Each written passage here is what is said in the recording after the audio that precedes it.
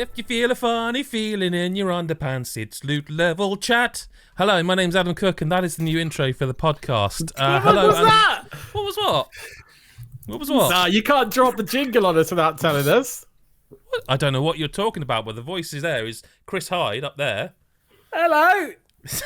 Lyle Pendle over there. Hi. And Mick Fraser down below. No, it's just it's just a little jingle. Mick, also, you probably should say something because this is an audio thing, the podcast, just to remind you. I'm stunned to silence by the new performance. Well, listen, if the listeners want that every week, they only need to go into the comment section on youtube.com/ whatever it is, just at Loot Level Chill YT for YouTube. I don't know that anyone wants that every week, but we'll work on. I want a different one each week. Oh, that's good. Yeah, really. That's what I want. Different lyrics or style or genre. At the moment, just different lyrics, but then let's not. I want by the end of the year, I want an orchestra going. Wait a minute. This should be a Patreon goal. We need people to pay for that shit. Yeah, actually, yeah. Let's paywall it. Yeah, I like your idea, Lyle. Well, it's time to talk about some gaming news, and one of the big things that got announced this week. Well, I say big. It was kind of like ruined because I don't think they meant to announce it yet, but it has been announced because it was leaked to all shit. Is Tony Hawk's Pro Skater 3 and 4? Yay! Hey! Yeah, we knew that was coming. But yay, right? Yeah. Yeah, absolutely. Tony Hawk's Pro Skater 3 was my game for several years. Yeah. Mine was 4, so they're both Mine was 3 and then 4, obviously. But because I got it. It was a launch title on the GameCube. It was. So it came to the GameCube, and therefore it became part of my world because I was Mr. Nintendo for years. So yeah, 3 was a launch title. What a fucking soundtrack as well. I mean, all those games. The soundtrack to 3 is fucking 3 superb. was fucking brilliant. But will the soundtrack be the same? Yeah, I hope so. They've said there's a lot of songs from the original coming to the remake, and then new songs as well, I think. Yeah, well, surely some of them would have been out of license, or they wouldn't have been able to use them. Yeah, but I think a lot of it is the same. Ace of Spades is definitely there because that was on the... It was Tony Hawk's Pro Skater 3 and the Burnout Paradise soundtrack. They're the soundtracks that I remember. Yeah. But yeah, dead excited for these two. I spent far too many hours. Well, they did a really good job as well with 1 and 2, didn't they? I mean, they were really good. Yeah. Well, the only thing is didn't they incorporate some of the latter mechanics slightly into 1 and 2? Not a lot of them, but some of them. I think so. I'm sure I remember that. Yeah, I vaguely remember like just something being that shouldn't. I mean, in a good way. I don't know. It's just I'm really pleased. Like, maybe Activision and the Microsoft can bring back some other sort of franchises from Acti Blizzard's past, maybe. That'd be nice. I think we'd all be happy about that. Yeah. Right? Just saying. The other thing we wanted to talk about this week in terms of news, we can't dwell on it much because we don't know. I mean, we know it's going to be 4K and it's going to look lovely because, the other one did. And I think it eventually got a patch for PS5 as well, didn't it? And, it's going to look great. But speaking of looking great, Monster Hunter Wilds, the sales figures are looking pretty great, Mick. They are indeed, mate. Yeah, it's 8 million, I think it surpassed. Something like, across all, 8 million, over 8 million, which is insane. Again is now Capcom's biggest or fastest selling game ever, which I always find really mad when you consider not because Monster Hunter isn't really, really good, but when you consider what else is in Capcom's stable. Yeah, no, I remember. It's insane that particular game. I mean, I think back in the day, Devil May Cry, Resident Evil, for fuck's sake. And it was the same. I felt the same then. I was like, how is Capcom not just selling games like large, like Street Fighters and everything else? It's not like Resis and stuff. It's like, why is it not? But it's insane. Like, it's great numbers. And the Steam numbers as well, the concurrent users stuff. My only worry, is sometimes it's when in the this top happens, 10 now of all time, I think it's reached. Probably, yeah. But when sometimes when a developer or a publisher gets this kind of big numbers and it becomes like the best selling, sometimes they sort of double down and go all in on it. And I know it's almost a bit selfish sounding, but like there's quite a few Capcom franchises I would like to not be just like, well, we'll get to that because about Capcom that they don't do that, do they? I mean, they have Monster Hunter World was their fastest selling game. Yeah, but fair enough, the last Devil May Cry, but it's not like they haven't been touching Resident Evil and Yeah, but Street that's Fighter. been When did we have the last cash Street cow. Fighter? When was the last Street Fighter? It was Like, 2 years was it ago last now. year, the 2 year years before? ago, Yeah. It's not like they're really resting on their laurels and putting everything but- into Monster but Hunter you're and nothing talking else. about They games that save have always years more been- often than not. Was it? Yeah, but what I'm saying is those games like Resident Evil, Street Fighter, those are games that have always been sequelized and coming. Like Devil May Cry has been one that like they've like. Do you remember they gave it to the DMC, which I still think is one of the probably the joint best game in the series, and then they went quiet on it again. Yeah, Dead Rising seems like it's back. I feel like I guess it's like this is obviously a long-standing series, and it shows that they can get a lot of sales from established franchises, right? For me, it's only a good thing. Like I would be like, it might, if anything, encourage them to do something new. Well, you say that, but I Cry. don't think this brings us any closer to a new Dino Crisis, does it? I know, yeah. I mean, the closest thing we You got. What was can't. that? I can't. What was the Only you dinosaur can turn one this they into did misery? last Like, year? this That is great news. It was a new Exoprimal. IP, No. but it was Exoprimal. Exoprimal, which that was a new Capcom IP that was not great. That's all right. Like it was all right, but that's my point. It was all right. I mean, compare it to everything else that Capcom have done. The older stuff that they've already established. That's their obviously it's their bread and butter, but that's what people keep coming back for. I mean, they could drop a Street Fighter tomorrow and it'd sell like hotcakes. Or You said, yeah, but like Kunitsugami, by all accounts, didn't do great, and that's a new IP. You know, we're not getting it was Beautiful Joe, are we? Like, you know, it's. Oh, don't. If only. I'd murder What I'm it. saying. Less than a quarter. Let's calm down. Yeah, you got a raging quart. I'm not even sure Dino Crisis would work now. Like, do you know what I mean? It would just be like Resident. It'd be a Resident Evil game. Yeah, but dinosaurs aren't scary anymore. But are you're they? playing Jurassic Monster Park's Hunter, which is different. basically That's dinosaurs. I'm not playing that to be scared. Dino Crisis was a survival horror. That's a different. Suppose. That's what I mean. Also... Like from that angle, I wonder if Dino Crisis would work now. Like Resident Evil, they made probably scarier, like with 7 and Village. I don't know. I'm scared of all those games. 7, I think, is. But yeah, I get what you mean. I mean, I guess with Dino Crisis as well, you could always have it where it was like, what if that was their retro horror series and they went all in on the PS1 style shit, like a lot of places are. Made them like Crow Country, but like Made them like Crow Country, yeah. All those ones. They keep hinting at who did Parasite Eve? Remember Parasite That was Eve? from Konami. back Oh, in the- yeah. Yeah, they keep sure that was hinting at Konami. that might possibly have a remake. I know it's a separate thing, it's not Capcom, but just no, but reminded me. Because I'd like that as well. I like those old tank control games when they make them when they remaster them or remake them nowadays. I can get on board with them. but like Except Fear Effect, they fucked that right in the ass. they do. But Crow Country though was like genuinely fantastic, and that was exactly an old. And what's the new one that was just announced? The sort of retro-y visuals one that I wrote a news story about it and I can't remember. Yeah, what you it did. I was. can't remember what it is. I mean, I just reviewed Sorry We're Closed for consoles. That's another PS1 style horror game that was really, really good. And very I thought that was a Me. I thought that was a comedy game, like another Matt Berry thing with that title. Yeah. It doesn't feel like a horror title, does it? I just presumed it was some British comedy thing. The sequel to Thank Goodness You're Here. Sorry We're Closed. Yeah, exactly. Yeah. It's like a sequel to that. No, it wasn't. No but idea that was a horror. While I try and find this, we can segue into sort of another little bit of news before we get into what we've been playing, because Metacritic have released its publishers rankings of 2024, and Capcom are second place. Now, before I actually read this, do you guys have you seen the story? I've read this. I love it. I love I it. haven't. I've glanced at it, but I guessed 1 and 2 Okay, can you guess before number 1? Nick, opening then? it. So So- Capcom's number 2. Who would be the number 1? I mean, I know, but I did. No. guess it Let's beforehand. let Meg Yeah. see if he can get it. Publishers. Yeah. Oh, so that game's called Heartworm, by the way.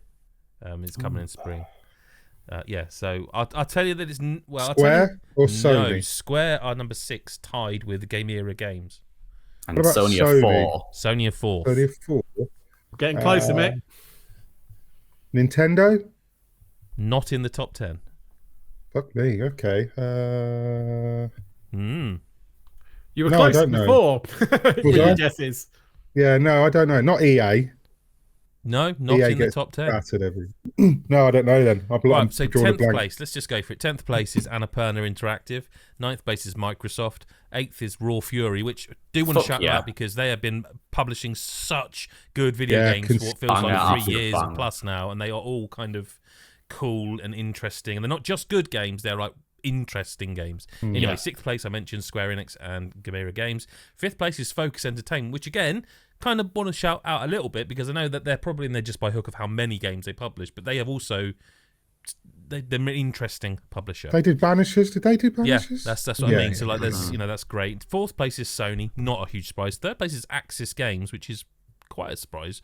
2nd place is Capcom, again, not a surprise. The best publisher according to the points on Metacritic is Sega. Which, okay, of course, what did they do? Well, no, but don't forget Sega owns Atlus, so that's Metaphorical Persona, that's Yakuza, Sonic. I was trying to think of that. That was what I was trying to think of who published Yakuza, and I couldn't think without asking. So I thought, no, just like a dragon stuff and like that. So that's I mean, is there anything in there that anyone's like, oh, I don't know about that, or like, is there? What's Axis? Axis Games. Yeah, I'll give you some. Is that AXYS? No, AK. AKSYS.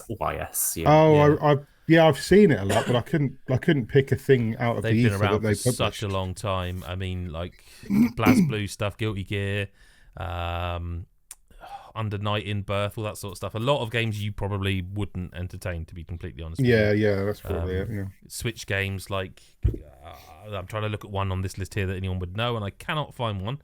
I mean, Fish Fighters was out in 2021, so that doesn't count.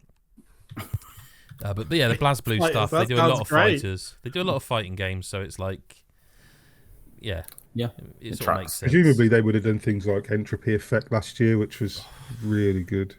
I thought it was worth mentioning because it's interesting to me. It is interesting because I'm surprised Nintendo aren't in the top 10, or although that is surprising. Yeah, no, it is.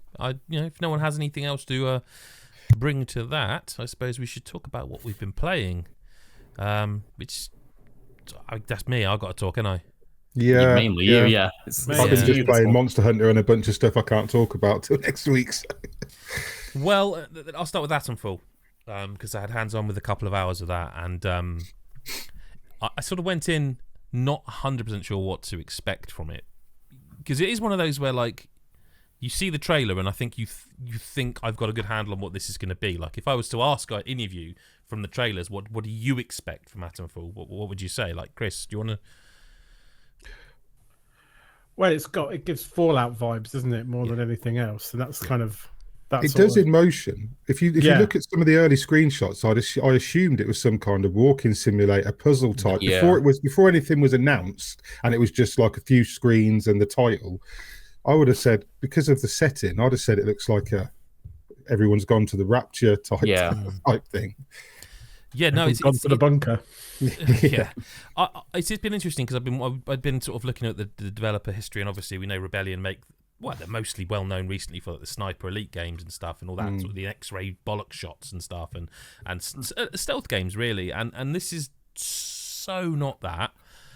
So a lot of people have been comparing it to the Fallout games, and I think that might actually be a combination of the marketing and how they've seen the videos, but also kind of because people want like a Fallout game, and they want, but like a good one. Not that I think Fallout 4 was bad, but like 76 isn't what people wanted from Fallout. Fallout 4 wasn't quite to the levels. Well, and Atomic Heart, people thought Atomic Heart would be that, and then it wasn't quite it wasn't on that level.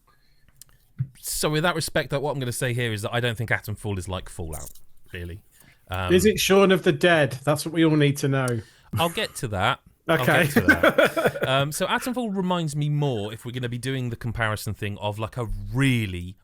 2 hours I played. Caveat, 2 hours I have played. But when I finished those 2 hours, I was gutted. I couldn't just keep playing. I could have played it all day happily. Atomfall reminds me of a really good Far Cry style game, like a really good one, but set in that kind of Fallouty post-apocalyptica. It's not really apocalyptica. It's more. So there's been a nuclear occurrence, and this is some time later, and you're basically woken up, don't know anything about yourself, and you're like, what's going on? And the game is so much about mystery, but while retaining all of that stuff, But there's some really neat little touches that I just came away loving. Like, so the map, for example, and they in a Q&A they talked about this as well, but the map, they never litter it with stuff. The map's kind of blank. Like, it looks like an ordnance survey map almost, but less detailed, obviously.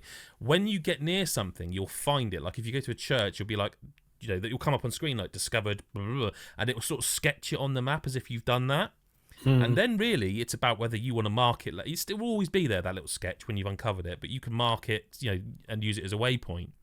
But all of this ties into like leads. You're investigating what's happened in the world of Atomfall. You are trying to discover, what's happened, and everything. Because I've Mick, and I'm sure all of you can appreciate this. When you've done a few previews, you sort of have a way of doing them, playing them. And like nowadays, if I'm going to preview a game for 2 hours, I'm not really going to bother with the story, because I'm going to play it again at some point later. And it's like, I don't really want to know the story unless it's like vital to the preview. If it's a story-based game, which this sort of is, but sort of isn't. So I decided to just go around the map and investigate everything I could. And every single place I went, there was something to do, and of consequence that added colour to the world and the environment and the characters and the enemies and everything about it. And then even in the areas between these locations. So you have... I think we were about 2 hours into the game, so this is... I've missed the bit where you find out why you've got a metal detector. But you've got a metal detector. And it really made me think, and in the preview video I mentioned this to Chris White, why isn't there never any metal detectors in the game? That seems like a game mechanic that loads of games should have, and I can't think of one. Like, I can't think of a game that has a metal detector in it. There's got to be some, but I'm not... I know one, just because of the game I've been playing. Can you talk about that game? Yeah, I can, yeah. Which one? There's a metal detector in the Blueprints demo that I've been playing. War Fury. Okay. Yeah. They're not a thing. They aren't. So it's great fun. So the thing is, it could be really tedious, and I almost can see Chris Hyde fretting, because the more you're talking, the more it scares me. This game. It does a clever thing, because I was like, well, shit, I'm going to be walking around the whole game with my metal detector just out. Waving it. No need to, because if you go near any pit that's got something, okay. So you're like, and then in the bottom left corner, it pops up with the metal detector, and you can actually then, it also even lets you just press Y, and it brings it straight up, which is normally swap between weapons. And then it's like a mini game. You've got the reader that you can follow it, and you follow it to the point, and even that had this kind of environmental storytelling. So I went to an area where there were loads of these. They're called druids, but they're cultists, and these druids that were in this big electrical power plant. I think it was a water type, power plant, hydroelectrical. And I was following me. I killed everyone because they came at me. So sorry. They started it. Cricket bat out worked out for me, because I ended up getting a bow and arrow, which I didn't previously have. So anyway, did all that, and then I was like, right, now they're all gone, I can investigate here, and I can, get me meter out and check things out. And I was following it around, and it went to, it was taking me to like where there was an electrical stormy thing going off. And I'm like, well, okay, fine, I'll just go in then. I'll open the door and just go into where all these electrics are blasting. I mean, I'm going to get killed, but I couldn't get in. So, okay, well, that's really weird, because it's definitely in there. So I went and investigated a bit more and found that you could actually access the power department and turn the power off to go back in it and then actually uncover it. Found the lunchbox, one of the collectibles. Sometimes it's a cache of goodies, because that's the other thing about this game, because of the nature of it being you're quarantined from the rest of the world. Stuff's not plentiful. I mean, it is. You can fucking pick up anything that's not nailed down, but like it's, you know what I mean? It's video game, not plentiful. Like ammo is like, and that ties into a part I want to talk about, the combat, which has made me do something I have never done in a video game that I can, well, certainly not for a while. And let's find out if I'm alone, because there's 3 enemies on a path, and there's some grass that you can go in. Someone tell me what your approach is to that incident. Oh, it depends. Is the grass long? Yeah, you can duck and you're hidden. So what do you do? Well, if ammo is scarce, I'm using that to stealth past them. Okay, but what do you notice about the enemies? Anything, or are they just 3 enemies and you're going to kill them?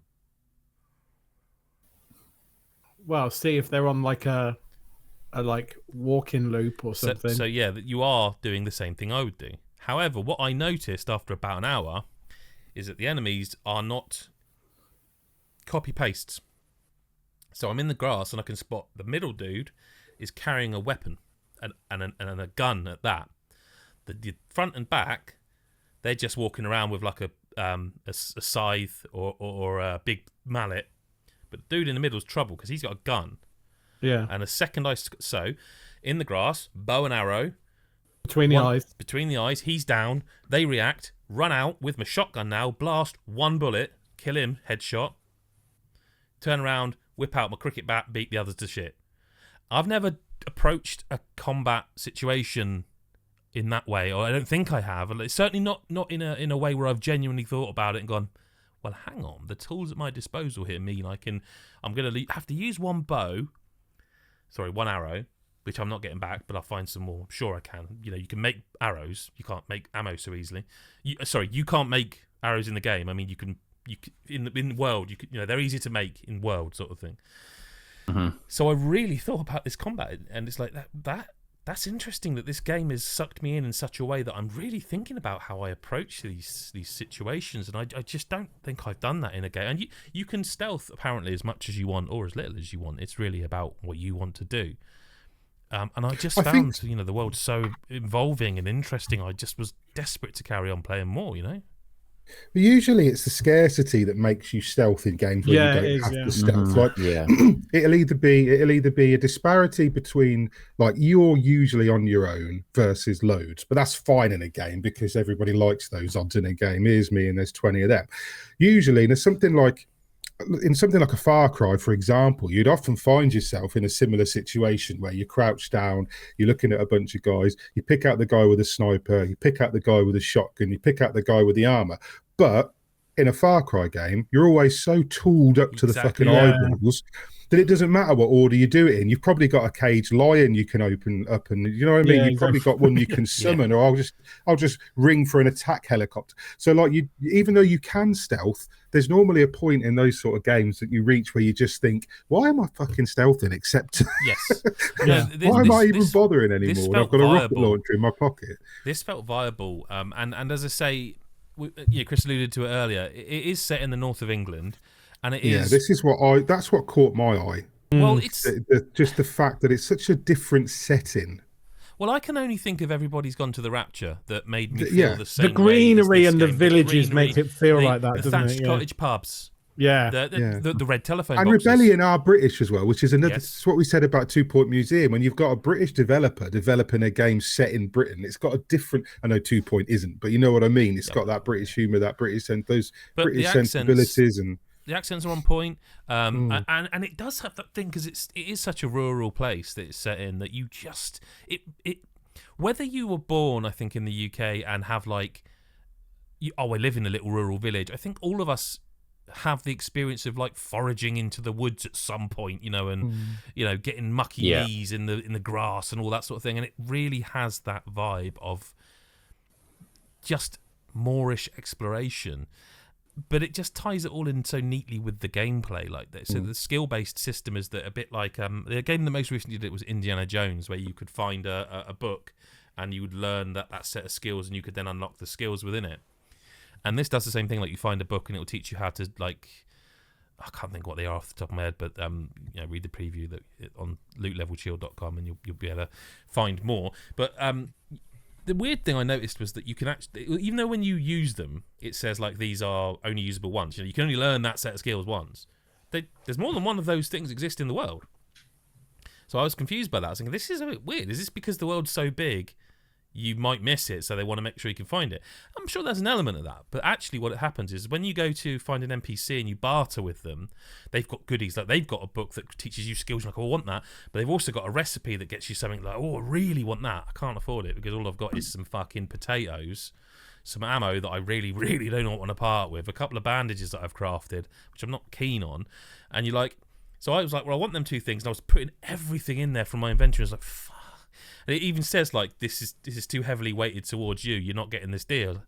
Shit. So I went off and I actually found one of these duplicate books, and they're worth it a lot when it comes to bartering. So I was like, that's a clever in-world solution for a duplicate item. And again, like just the idea of going around and uncovering little caches and like it's not as good and interesting a story as it sounds. But when I was a kid, we found a bomb, and they had to get the people out to check it. And one of my mates was literally with a stick banging on the end of this bomb. And when I look back at that now, I'm like, Jesus fucking Christ, what? I mean, yeah, but like, it always throws me back to that, that childhood exploration where like the world seemed so big, and I don't know, I'm very taken with this game in a way I was not expecting, and I just really want to play more of it like right now. I really hope it sticks along. I hope it's not one of them where I just had a really good 2 hours and the rest of it's a bit like, oh well, that's it now. Because I remember Atomic Heart was like that. I remember yes. I previewed Atomic Heart, and it was really really good. But the game, once the game stretched on, it was a different Atomic Heart, story. I didn't like the feel of, whereas I from the start it felt too heavy. This I like the feel. I think it was the protagonist in Atomic Heart I didn't like. That's fair. There's a few things that didn't quite gel, but there are a few little issues with this. Like I did ask, and I'm waiting for confirmation, and they've said they don't think so, but I would like to play it again. But one of the things that. So it does a thing with stamina. So obviously you have a health bar and you have a little stamina bar, which is actually now because I skipped 2 hours in, I didn't get a lot of the tutorial stuff, so I was working it out as I went along, which is actually another reason I think I would have normally come away being like, oh fuck this, but it was great. I enjoyed it. The stamina bar is actually like a heart meter. It's a proper stamina meter, so it goes up. The number you're seeing, I think, and I can't confirm this, but I think it's like beats per minute of your heart. So if you're running around everywhere, it gets to like 140, 160. The screen will go like, around you a little bit dark, and you'll be like, because you're exhausting yourself. The thing is, what I noticed about that is that to run, you have to hold the left stick in, like click the left stick and hold it in, which is, I think, about one of the most uncomfortable things you could ever have to do in a video game. To like clicking the stick's fine, but clicking and holding it and moving with it is so uncomfortable. And I asked if there was a toggle, because normally in a game you can toggle.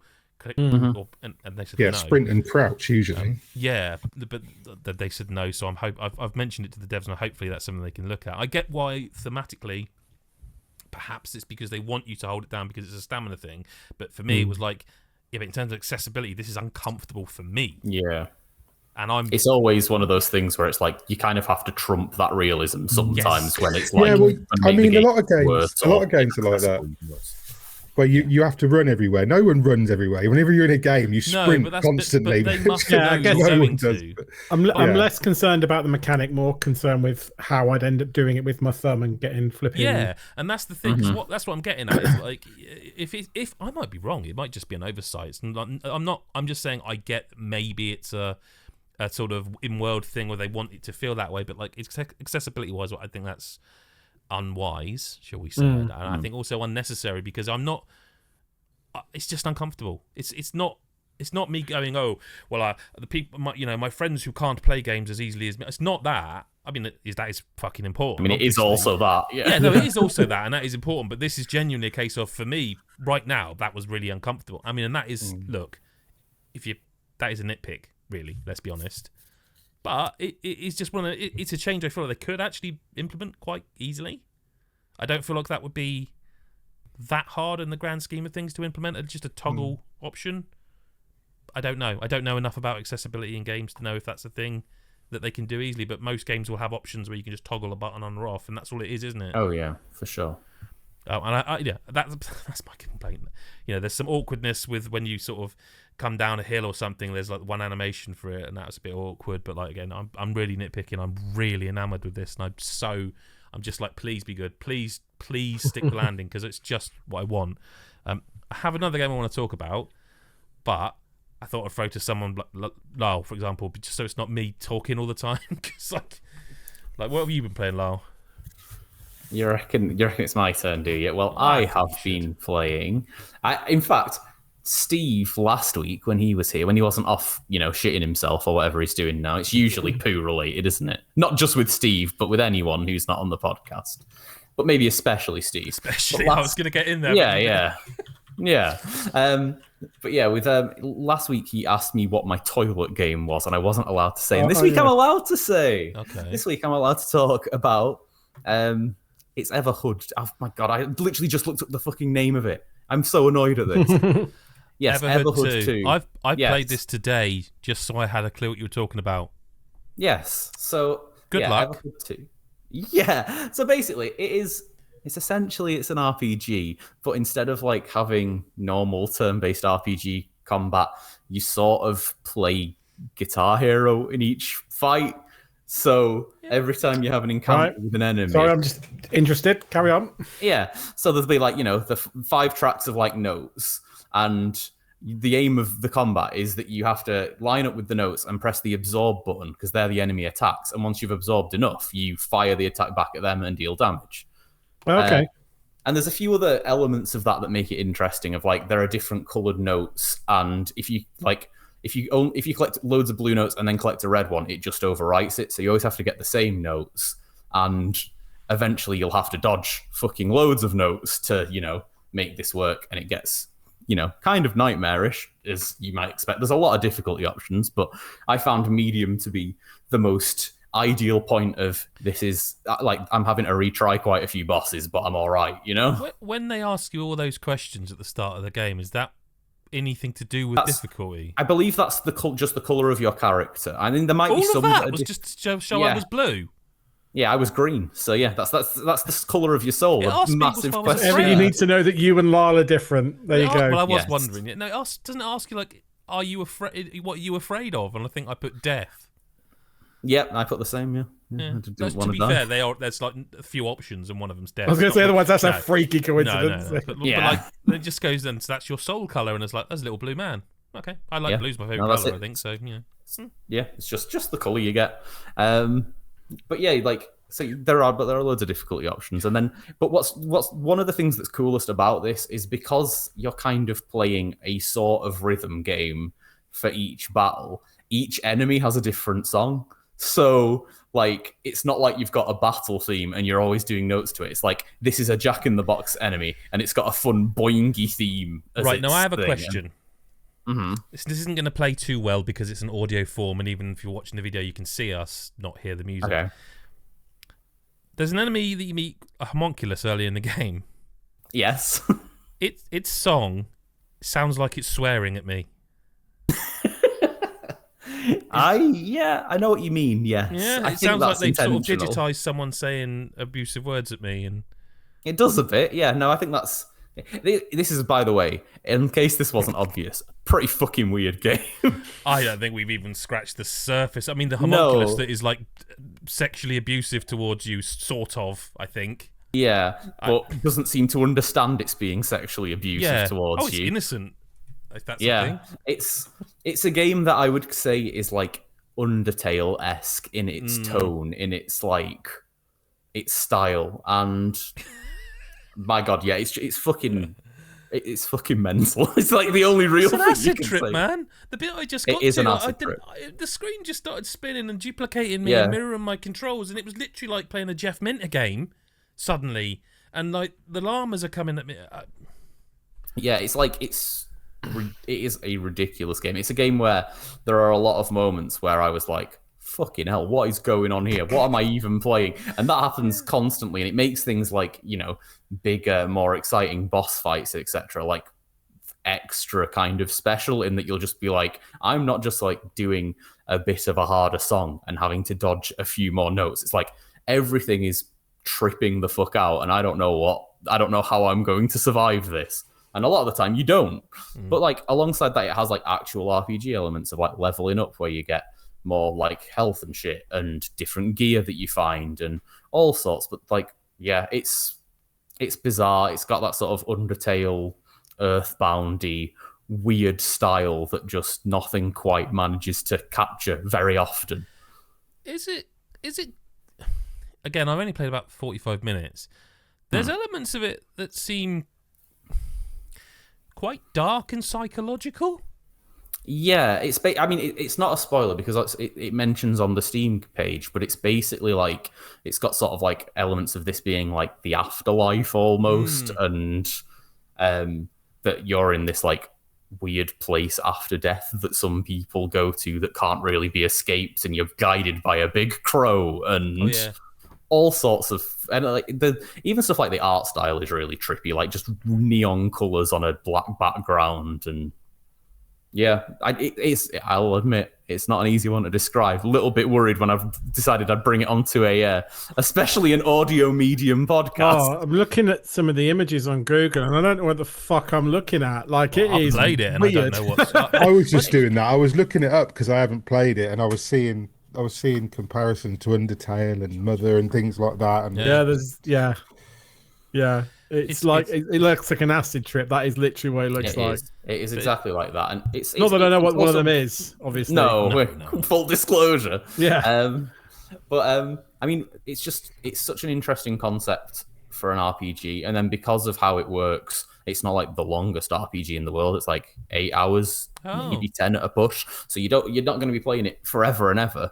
But it has so much variety in that 8 to 10 hours, in that nothing's the same and everything's kind of fucked up, but in a really wonderful way. It's one of the best games I've played this year easily. Like, I've really enjoyed my time with it, and its uniqueness has definitely been a selling point in that too. But even just like the actual gameplay of doing these weird rhythm gamey battles is like super fucking fun. It's so good to just like you get into that zone, you like really have to lock in as you're like dodging all this shit. It just gets more and more wild as it goes on.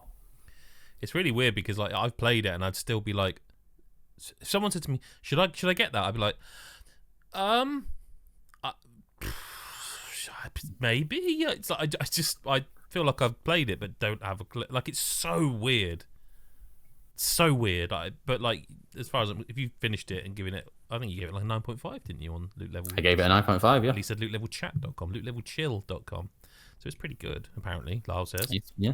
I think so. I really like it. But yeah, can't recommend it to everyone because I think some people play it and be completely like mind blown at what's going on. But, you know, the right sort of weird human. What sort of weirdo will lap it up. I mean, I don't think I'll ever play it, but yeah.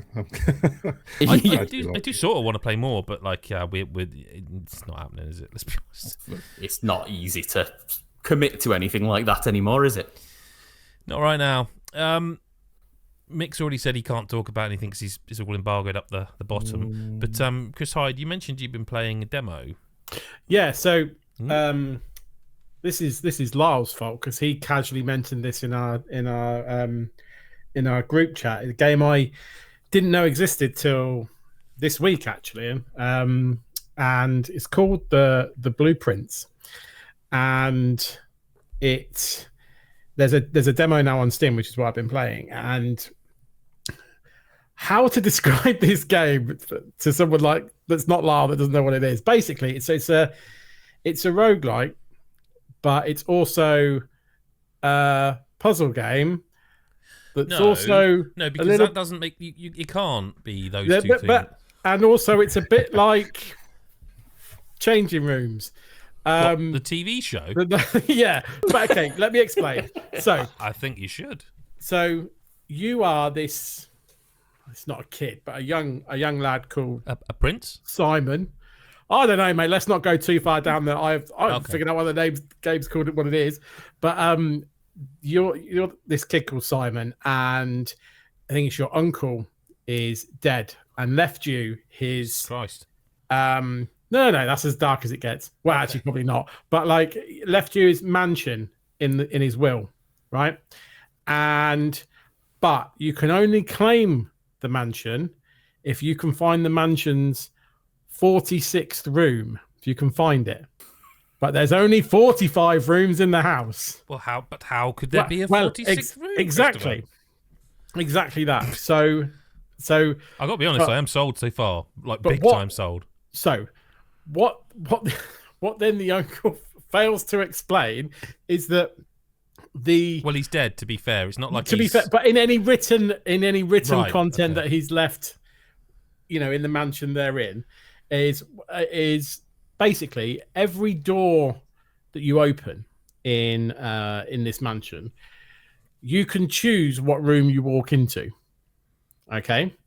So you Sorry, could you say that again? Just because my brain didn't quite accept. So Lyle knows what I'm talking about. But basically, you open a door. So you start off in this entrance hall, always the same room, entrance hall at the start. As soon as you walk through the front door, and you've got it's all on a square grid, right? So you've got a door to the left, door in front of you, door to the right. Sure. Okay. and say you pick the door to the left. Okay, go to open the door to the left, and you get a choice of 3 rooms to pick to go through into, and then when you open that door, that room then appears in front of you. So a bit like Scooby-Doo. Are we talking like you can? If that's, I've never seen the episode where this happens. No, where they just keep running in a door, but then they come out the other side. No, it's not. No, so the idea is each of the rooms that you can pick in the game, you can only lay once in the mansion, and they're all different. What? You're laying them? Yeah, so you're like creating a floor plan essentially. Oh, I thought you meant like an egg. No, not like a poo. No, that's a hell of a thing to lay. Yeah. Just curling out a bedroom. Out yeah, exactly. Chairs and tables. Yeah. So my uncle was an odd man. Doctor. Yeah. So, and in each of these rooms, are they furnished? So each of these rooms has like a different. So it might be, I don't know, a bedroom. It could be a toilet, or a kitchen, or whatever. And all of these rooms have different sort of special effects. So some of them might have puzzles in them. Some of them might have special things. Where you can only do certain things in those rooms. Certain rooms can only be placed in certain parts of the house and stuff like that. And also certain rooms only have specific layouts. So some rooms are by design dead ends, right? So if it's like a closet, that isn't going anywhere. That's a dead end, right? So then you'd have to come back out and go and choose another door.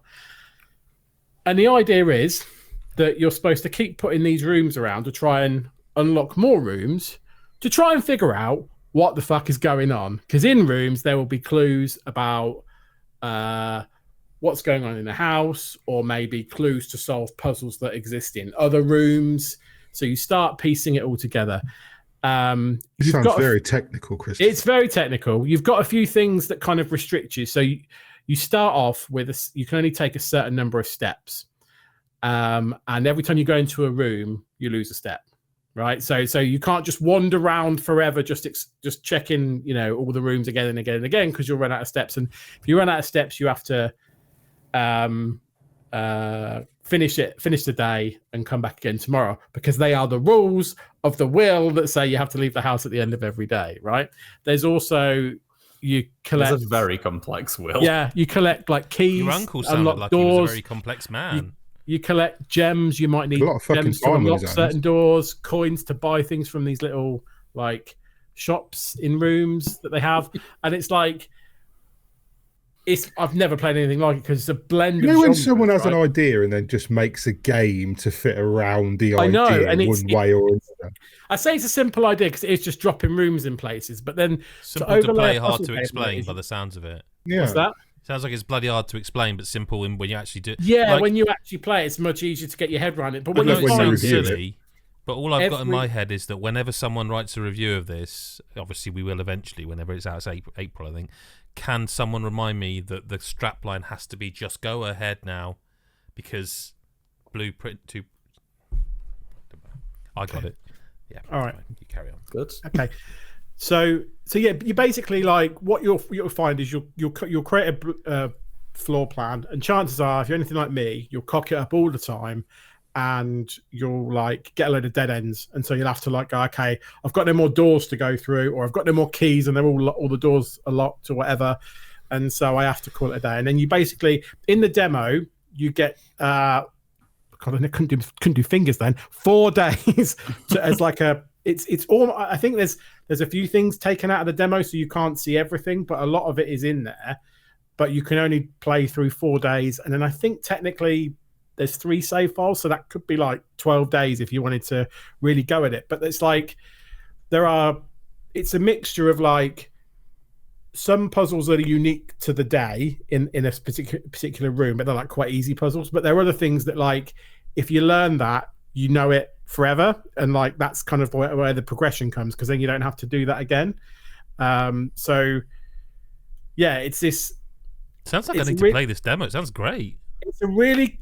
I've never really played anything like it, because normally when you play a puzzle game, you can brute force it because you go, I'll just combine everything with everything and go everywhere, and if you get stuck, you can just sort of go, well, it must be something to do with that. Well, you can't just fuck about with this because you run out of steps or whatever, or you might not get the right set of rooms that you got the last time because it's a different house this day. So it's like it feels it's very iterative.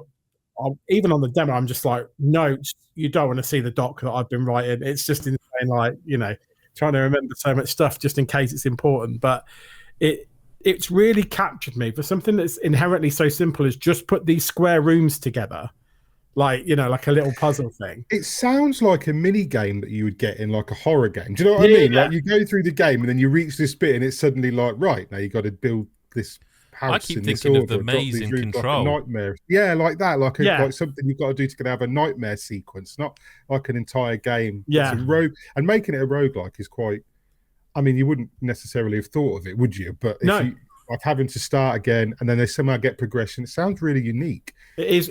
It's unlike anything I've played from a puzzle game before. So I did want to give it a shout out because, yeah, I kind of, it's literally because Lyle, you just mentioned it in the chat. It's like, this game coming up. I'm like, I'll just check if there's demo there is. And I'm like, oh my God, it's the most Chris Hyde game I've played in ages because it's like a puzzler. Yeah. But yeah, it's very, and with the loop as well, it's like very addictive. I'll just give it another, but it's annoying as well. It's like the roguelike. If you fuck up, and you're like, oh, damn it, I didn't get the most out of that day. But is it a substantial demo then? Like, so, like I say, because it's a roguelike. It's a roguelike, so you get 4 days. Yeah, of course, yeah. Sorry, but then you can play it on 3. There's 3 save files, so technically 12. And like I say, some stuff if you know it from your first play, you could take it into your second one. So there's a fairly substantial chunk of the game you could play and get to grips with, and it would definitely be a case of, you know, if you don't like it after a couple of days, you ain't gonna like it. Do you know what I mean? It's one of those you'll know straight away if it's your thing. But yeah, it's it's other than Monster Hunter, that's what I've been playing this week, and it's grabbed me. So thank you, Lyle. Yes, yay! Lyle. Oh, it was a Lyle recommendation, was it? It was, yeah. Yeah, I won't bother then. Fair enough. Well, the last game I want to talk about this week is another preview because that's what I've been playing this week. I went off to a place called Leatherhead, which I'd never heard of before and thought was a villain from Silent Hill. But Blades of Fire. Not Blades of Glory, which is what I hear whenever I see this title in my head. Blades of Fire is the new game.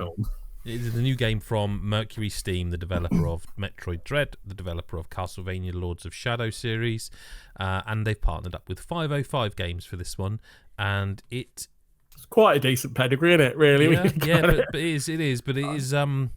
This is really, again, I played about 3 hours. We got to chat to the CEO and founder of MercurySteam at a blacksmith's forge of all places. So thanks to 505 for enabling us to do that. But the game itself is a third-person action-adventure hack-and-slash style game that kind of reminds me a little bit of God of War. In terms of, like, you know, you have Kratos and he has like his companion, it was his son. In this, you have a similar sort of idea. The chap himself is a bit older, and he's basically, you're in a world where there's a queen that's cast a spell that has made steel basically extinct almost. You somehow get hold of a blacksmith's forge of the gods, which allows you to make your own weapons in a special forge, which you can teleport to, and I know it sounds like a lot, and I will come back to that, so I will get back there. Your companion, I've forgotten his name off the top of my head, it's something like Adjan or Adan or something like that. It's 4 letters, begins with A, probably. Anyway, Adam. No, that's me. He isn't just following you around the same way like Atreus wouldn't, so he's taking notes down on the enemies, and like the more you kill of him, will take more notes down, and it feels like your codex. And he can also translate things that you can't. You can hold down a button to use your forge hammer to like transport him back to the camp to safety, and then pull him in when you need him. The combat, and by the way, this is not a Souls-like. That's one thing I wanted to get out there like right up front, because a lot of games when you see them now, and in fact when I saw the trailer for that, I was like, Souls-like. It's not. So for starters, I had to relearn how to play a game, because all the action, I think the Souls series has become so sort of ubiquitous that you expect now in a game like that the combat to be on the shoulders, the buttons, and it's actually face buttons. I always change that straight away. Yeah, well, you'll love this, because all 4 face buttons are an attack button. Triangle is overhead attack, cross is underhand, left and right on square, and circle or the equivalent on Xbox. And you can combo that. So like if you hit a circle from the right, you then want to probably combo it with a square to come back, because you're using a blunt force weapon and it's a big heavy hammer. Or if you're slashing, you know, or spears. Again, sounds like that would be clumsy. That sounds like it would be No, the combat's smooth. Who needs Wii Motion Plus, when you've got that? Well, because I would have thought you want your dodge and your jump and your block and your... That is the one, and again, I know I'm sort of piecemealing this out. The one, I will get to that. Like that is a slight issue, where the placement of the dodge and the roll, because I think every game, whether you have the attacks on the face button or the shoulders, tends to stick the dodge as like a circle or a cross or even a square. This is on the left hand of the L2 and L1s. L1 is like a quick, the quick Duke sort of dodge. L2 is hold it for block. I forget which one of the two without the control in my hand, but you have to tap one of those two to do a full roll, and that is very awkward. And I don't think I got used to that in 3 hours of play. But the combat makes up for it. And there's so many, you can riposte and all sorts of things, and it's parry. Sorry, all that sort of stuff is there. What really makes it stand out and different is that every weapon in the game you forge yourself.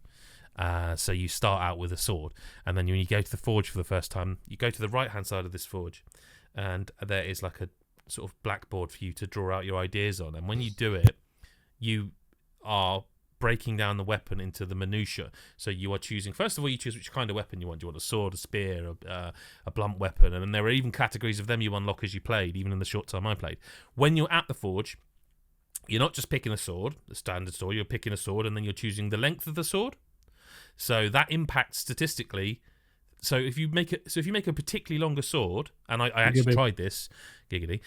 If you make a really long sword, it's going to hit harder.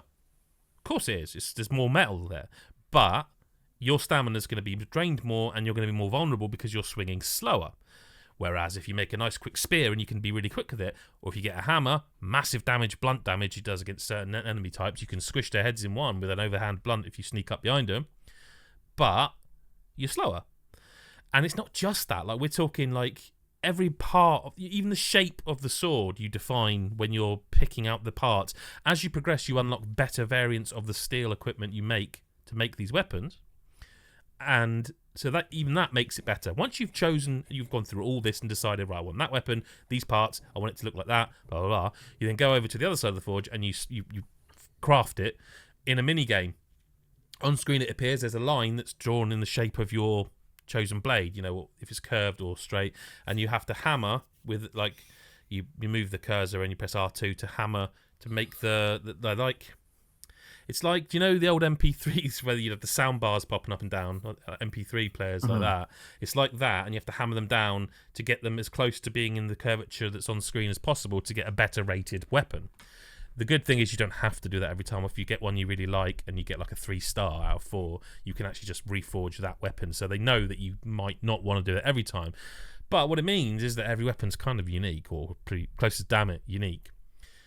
Where there is a slight element of soulsiness is that I don't think it's fair to say this is a Souls mechanic. There are checkpoints in the game, and you go to them, and you can then rest. You can fast travel. You can go to the forge, or you can repair weapons. They're just checkpoints. Everyone calls that like a bonfire now. It's just a checkpoint. Yeah. How sorry, I wanted to go back because you went on to the next sort of point, but on the weapons, when you're forging these things, how creative can you be? Do you know? Can I make like a spear with a mace on the other end, or is it like it is blueprinted to like weapons? This is a sword. It's got types. a hilt. Yeah, that's exactly what it is. But there are types, and so there was an interesting way of doing it. There are 2 ways I found that you can, and there may be more. I don't know. 3 hours really felt like scratching the surface of this game. It feels big. You can find in chests and stuff like parts of a weapon that give you now another choice when you're making them. It did in the presentation at the start of the game, before we played it, they showed the forge. It didn't make a lot of sense till you actually play it, but they showed this forge, and their list was like sort of 15 options or whatever on the screen. So there's clearly more. There are other ways of doing it. So, for example, there were skeleton enemies that reminded me a little bit of the first enemy you meet in a Dark Souls game, which is like 1, 2, no, okay, they're dead. And in that, the skeletons, one of them, he had like a broadsword. And when I killed him, it goes 1 of 50. I was like, oh. And then I realised, so when you kill 50 of them, which I did, you unlock the recipe to make a broadsword. And so there's ways of incentivizing going after grunts. There's like in the first, I say the first area, I don't actually know I think this was really near the start of the game, but I think it may have been a specially loaded preview build because there was not a lot of context between like start, cutscene, main part of game. So I felt like I jumped a bit. Anyway, there's certain enemies in this area where there's they're really bastard hard enemies. But that's when I first noticed like 1 of 4 spear enemies killed. I was like, So I was like, I'm not leaving this area because there's got to be more. And then I unlocked a spear and it was great fun. When you die, the only penalty is as you fall, you plunge your sword or whatever into the ground and it turns to dust because the spell in this world is steel's fucked. And you have to corpse run to get it back. No, you don't have to.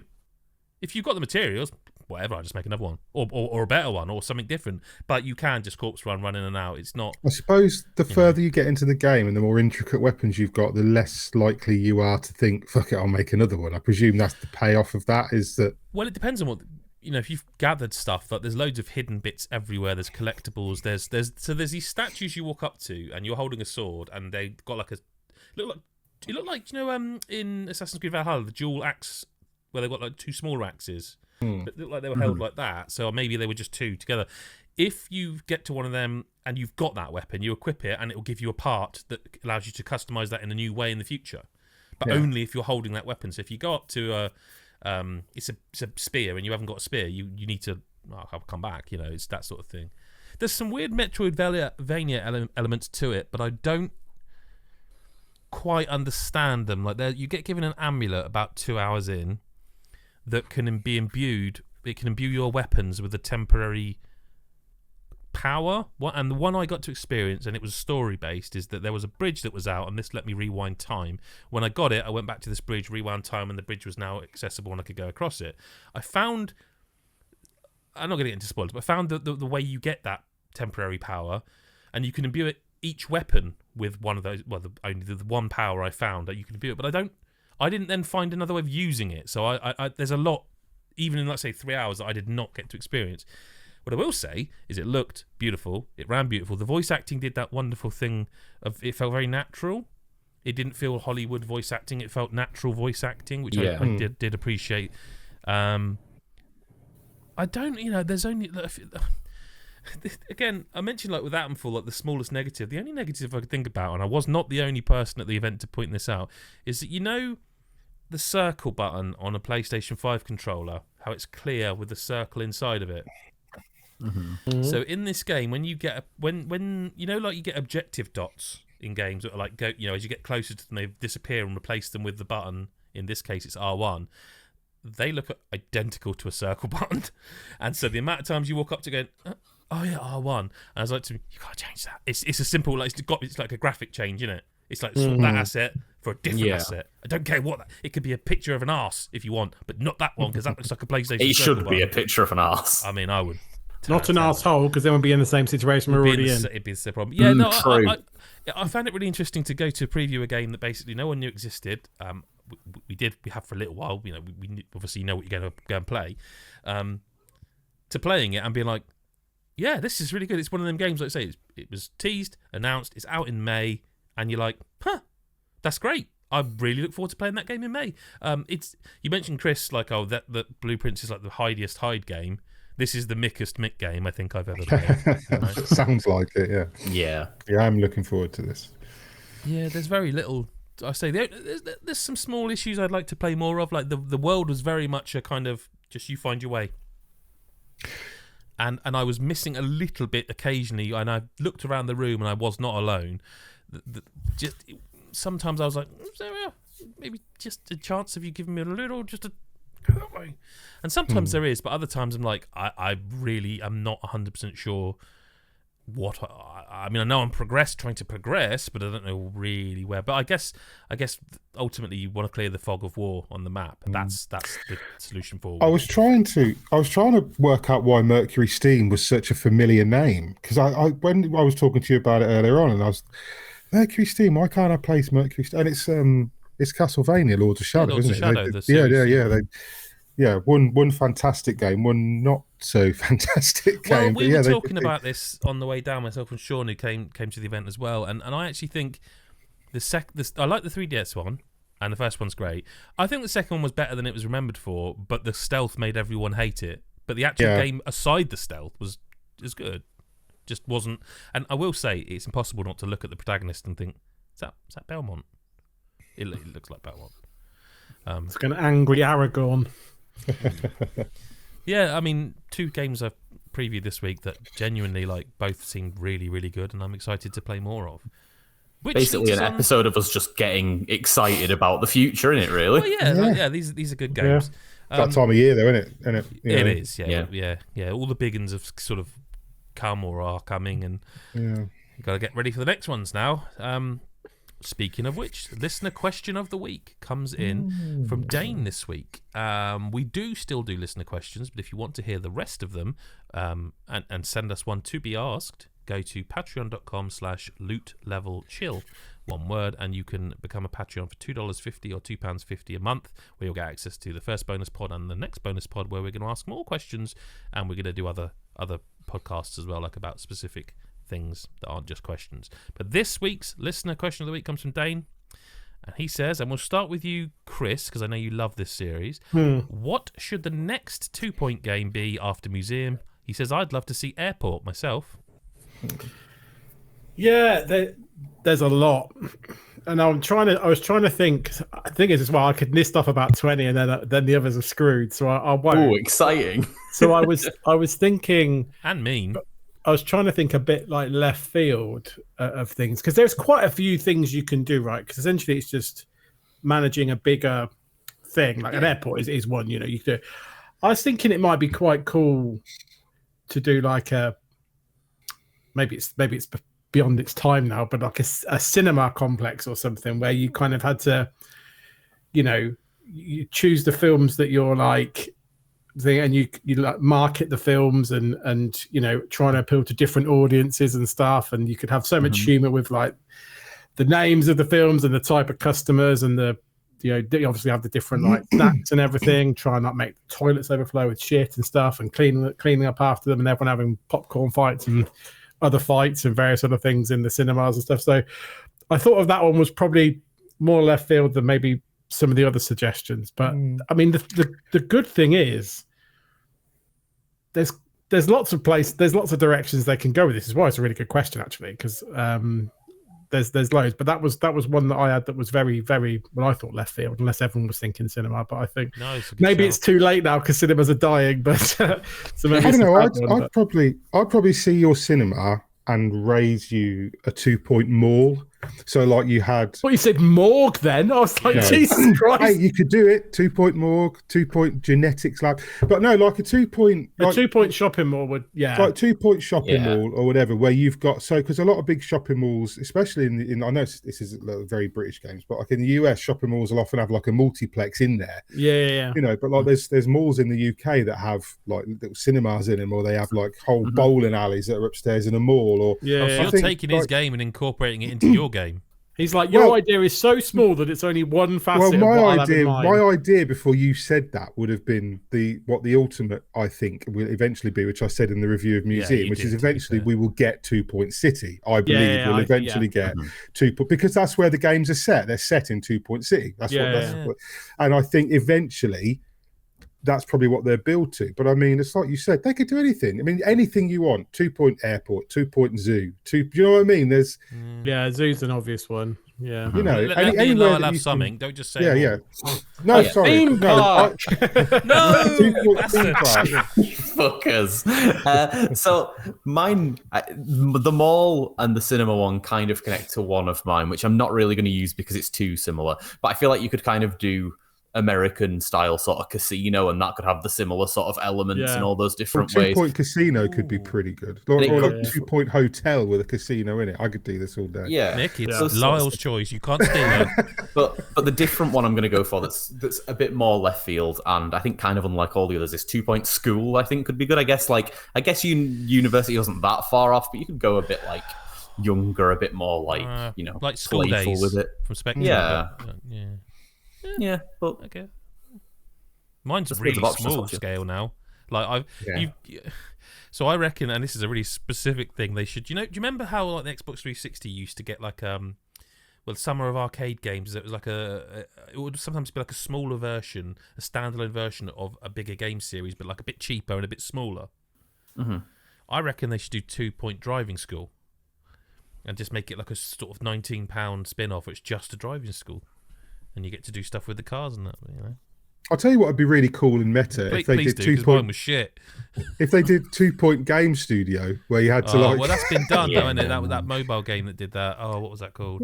Game Dev Studio Story. There are quite a few that are like you could say have been done, though. I mean, Hospital was Theme done, Hospital wasn't it? was a thing, Very wasn't fair it? point. Yeah. But I think, really theme do park anything. though again. But I think if we keep listing these, sooner or later, 2 Point Studio will owe us some money down the line. I well, think, sooner or because later, there's going to be like a real hard cut of this podcast where the idea we came up with, they got onto us and we're like, you can't say that, we're doing that. we're making that And now. that idea would be 2 Point Chip Shop, yeah. Oh, Couldn't be Go much on. more British than Chip that, could you? 2 Point Bus Station. Restaurant would be 2 good, Point actually. To be pasty fair. 2 Point Restaurant would be decent, I think. Yeah, but I think you could. I think if you really wanted to think big, you could incorporate a lot of these things, like I said, into one place. You did like a 2 Point hotel. Yeah. You've got all that stuff sort of, I think that'd be a really built good in. one, to be fair. Yeah, agreed. Well, that is a podcast this week, but before we go, we want to remind you that you can go to our website. Loot Level Chat is part of lootlevelchill.com. You can find us there. You can subscribe on YouTube. You can subscribe. You can follow us on Patreon if you don't want to drop any money, but you could, let's say £2.50, $2.50. You'll get Discord access, exclusive features. We just dropped some behind the scenes stuff that we had from the Blades of Fire preview, showing you some of the blacksmith stuff there and that. So that's a nice sort of thing we want to do a bit more of. You can follow us on social media. On Blue Sky, we are at lootlevelchill.bsky.social. And everywhere else, like Threads, Instagram, X, Twitter, whatever you want to call it, we're on there. It just remains really to say thank you very much. But also, before we finally close out, I just want to remind you all, now we are a podcast with a couple of episodes. You can go on whatever podcast service you use, whether it's like Apple Podcasts, Google, Spotify, Podbean.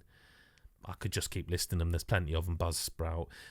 Go on there and review us and rate us 5 stars, of course. I mean, goodness me.